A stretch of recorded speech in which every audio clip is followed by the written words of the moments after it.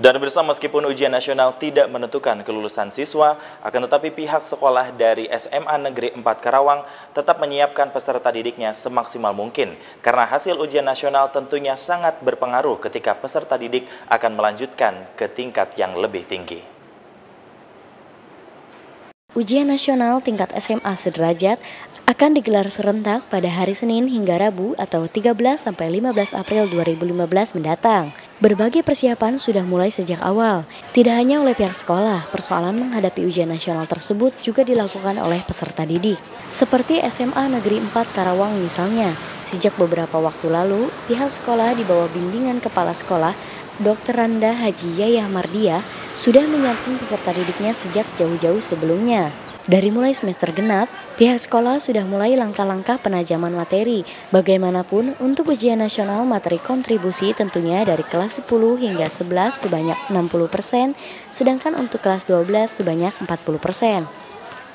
Pada prinsipnya, peserta didik di SMA Negeri 4 Karawang terdiri dari 2 jurusan IPA dan IPS. Sekitar 536 siswa menyatakan siap untuk mengikuti ujian nasional. Persiapan UN itu oleh sekolah sebenarnya kita sudah dipersiapkan jauh sebelumnya. Dari mulai semester genap ini kita sudah mulai melangkah penajaman materi.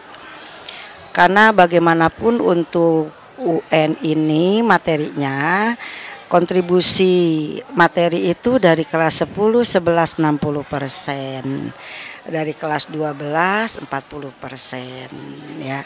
Kepala SMA Negeri 4 Karawang, Dr. Randa Haji Yayah Mardia, MM, mengatakan SMA 4 memiliki 2 jurusan, IPA dan IPS, dengan jumlah siswa peserta didik yang akan mengikuti ujian nasional sebanyak 536 siswa. Sebelumnya, pihak sekolah bersama-sama dengan Dewan Guru menyepakati perlu upaya untuk penajaman materi, sehingga diharapkan sekalipun sebagaimana informasi media massa kalau ujian nasional tidak menentukan banyak untuk kelulusan siswa. Ya, alhamdulillah udah cukup matang persiapannya. Ya, latar belakangnya kita mempersiapkan UN adalah untuk mengetahui dulu UN itu apa. Jadi untuk mempersiapkan UN kita harus tahu UN itu apa, strateginya bagaimana. Jadi jangan sampai kita salah mengambil tindakan.